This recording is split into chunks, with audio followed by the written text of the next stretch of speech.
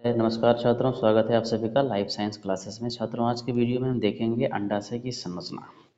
तो हम देखेंगे अंडाशय की आंतरिक संरचना। ठीक है, बहुत ही सरल तरीके से समझाएंगे, आपको एकदम क्लियर हो जाएगा। तो अंडाशय क्या होता है? अभी हमने बताया कि गर्भाशय से जुड़ा हुआ होता है।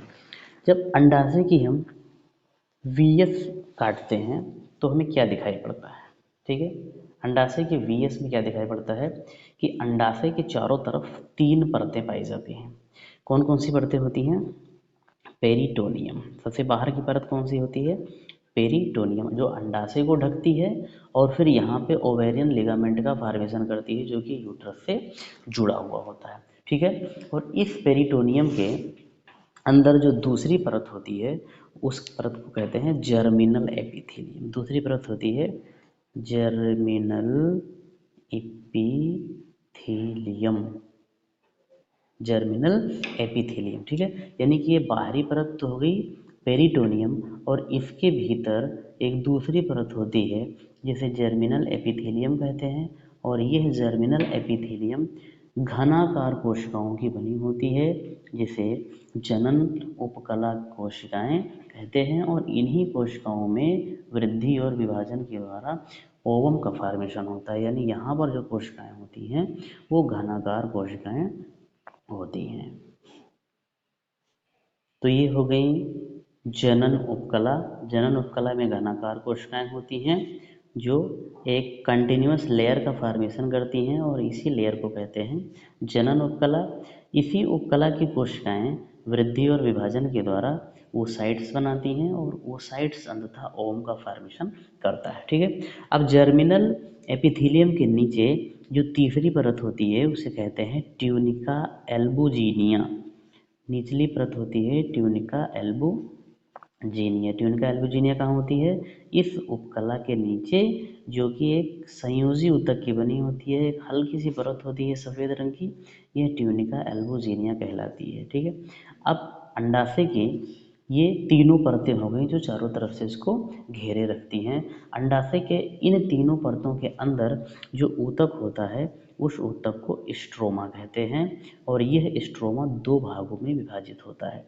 बाहर का जो अधिक क्षेत्र कवर करता है उसको कहते हैं कॉर्टिकल स्ट्रोमा, यानी कार्टेक्स कहते हैं इसको। ठीक है, तो ये वाला जो रीजन है ये कॉर्टेक्स कहलाता है।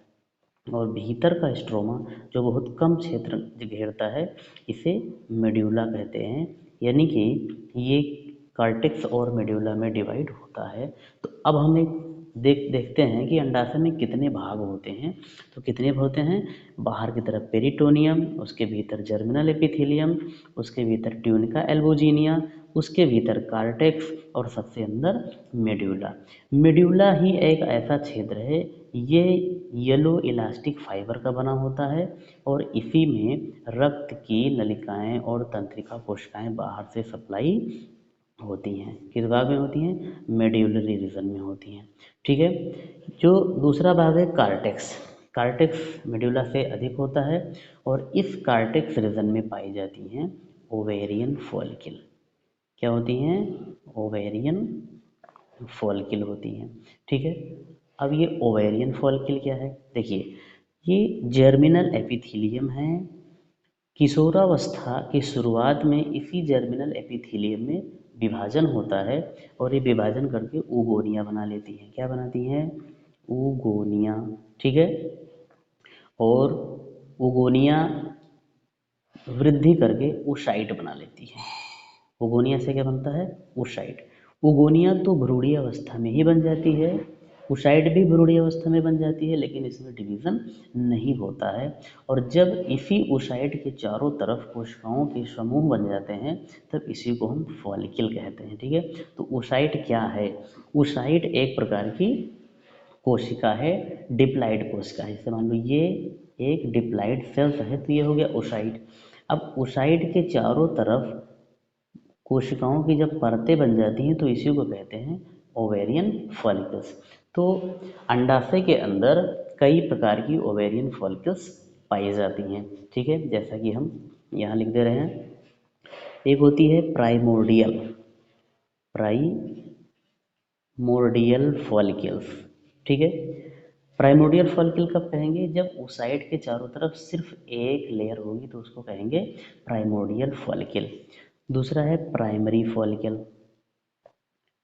प्राइमरी फॉलिकल यानी ओसाइट के चारों तरफ जब कई परतें बन जाएं, 3 से 4 5 7 5 7 परतें बन जाएं तो इसी को कहते हैं प्राइमरी फॉलिकल। प्राइमरी फॉलिकल के बाद बनता है सेकेंडरी फॉलिकल। ठीक है, सेकेंडरी फॉलिकल कब कहेंगे?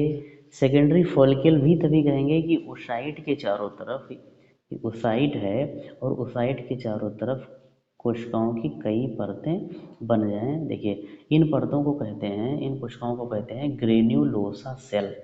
तो अब इन दोनों में अंतर ये होता है कि कई परतें होती हैं, साथ ही साथ इस फॉलिकल में एक कैविटी भी बन जाती है और इस कैविटी युक्त जो ओसाइट होती है इनको कहते हैं सेकेंडरी फॉलिकल। ठीक है, सेकेंडरी फॉलिकल के बाद में अब ओसाइट में एक अर्धसूत्री विभाजन हो जाता है जिससे ये डिप्लाइड, ये संरचनाएं तीनों क्या होती हैं? ये होती हैं डिप्लाइड। और इसके बाद जो तीसरी यानी कि अगली फॉलिकल्स बनती है, सेम संरचना सेकेंडरी ओसाइट के समान होगी, बस ये ओसाइट डिप्लाइड के बजाय क्या हो जाएगी? हैप्लाइड हो जाएगी, क्योंकि इसमें एक अर्धसूत्री विभाजन हो जाएगा। तो इसके अंदर पहले क्या था? प्राइमरी ओसाइट, अब ओसाइट हो गया सेकेंडरी ओसाइट और चारों तरफ से इसकी फॉलिकल्स हैं जिसमें एक कैविटी भी है। इस कैविटी को कहते हैं एंट्रम, यानी एंट्रम कैविटी युक्त सेकेंडरी फॉलिकल्स को क्या कहेंगे? Graafian follicles. इसको कहेंगे ग्रेफियन फॉलिकल्स। और यह ग्रेफियन फॉलिकल होती है हैप्लाइड। इसके अंदर जो ओसाइट होता है वो हैप्लाइड होती है और इसी अवस्था में ग्रेफियन फॉलिकल्स अंडाशय को तोड़ के इससे ओसाइट बाहर निकल जाती है। ठीक है, तो जो कार्टिकल रीजन है, इस कार्टिकल रीजन में यही सारी फॉलिकल्स उपस्थित होती हैं। यानी कि कहीं कहीं पर प्राइमरी फॉलिकल्स, प्राइमोर्डियल फॉलिकल्स दिखेंगी, कहीं प्राइमरी फॉलिकल्स दिखेंगी, तो कहीं पर सेकेंडरी फॉलिकल्स दिखेंगी। ठीक है, तो कहीं पर ग्रेफियन फॉलिकल्स दिखेंगी। तो ये ग्रेफियन फॉलिकल्स, प्राइमरी, सेकेंडरी, ये सारी फॉलिकल्स कहाँ पाई जाती हैं? ये सारी फॉलिकल्स होती हैं ओवरी के कार्टेक्स रीजन में। किस में होती हैं? कार्टेक्स वाले भाग में होती हैं। ग्रेफियन फॉलिकल की अवस्था में ग्रेफियन फॉलिकल को तोड़ के ओसाइट बाहर निकल आती है और ओसाइट के चारों तरफ 2 3 4 लेयर कोशिकाओं की होती हैं। ठीक है, शेष ग्रेफियन फॉलिकल्स का जो भाग होता है वो इसी अंडाशय के अंदर रह जाता है और ये भाग बदल जाता है एक प्रकार के ऊतक में, और इस ऊतक का नाम है कार्पस लूटियम। इसको कहते हैं कार्पस लूटियम। ठीक है, इसको कहते हैं कार्पस लूटियम। और कार्पस लूटियम एक अंतःस्रावी ग्रंथि की तरह काम करता है और इससे स्रावित होता है प्रोजेस्टेरॉन हार्मोन, प्रोजेस्टेरॉन हार्मोन्स। ठीक है, तो प्रोजेस्टेरॉन हार्मोन कहाँ स्रावित होता है? अंडाशय से स्रावित होता है।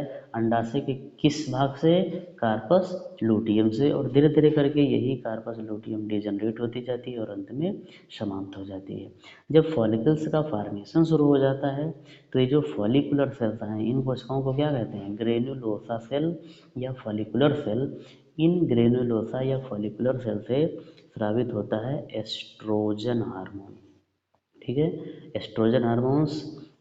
और जब ओव्यूलेशन हो जाता है उसके बाद कार्पस लूटियम बनता है और उससे स्रावित होता है प्रोजेस्टेरॉन हार्मोन। ठीक है, तो इस प्रकार से अंडाशय से 2 प्रकार के हार्मोन स्रावित होते हैं, एस्ट्रोजन और प्रोजेस्टेरॉन। एस्ट्रोजन स्रावित होता है फॉलिकुलर सेल से, प्रोजेस्टेरॉन स्रावित होता है कार्पस लूटियम से। ठीक है, तो इस प्रकार से ये अंडाशय की आंतरिक संरचना हुई। ठीक है, बाहर की तरफ 3 परतें, पेरिटोनियम, जर्मिनल एपिथेलियम, ट्यूनिका एल्बोजेनिया, भीतर स्ट्रोमा जो कार्टेक्स और मेडुला में है। मेडुलरी रीजन में नर्व और ब्लड सप्लाई होती है और कार्टिकल रीजन में विभिन्न प्रकार की यानी कि विकास की विभिन्न अवस्थाओं की ओवेरियन फॉलिकल्स पाई जाती हैं। तो ये हुआ अंडाशय की आंतरिक संरचना। हमें आशा है ये वीडियो आपको समझ में आया होगा। वीडियो को लाइक कीजिए और चैनल को सब्सक्राइब कीजिए। धन्यवाद। मिलते हैं अगले वीडियो में।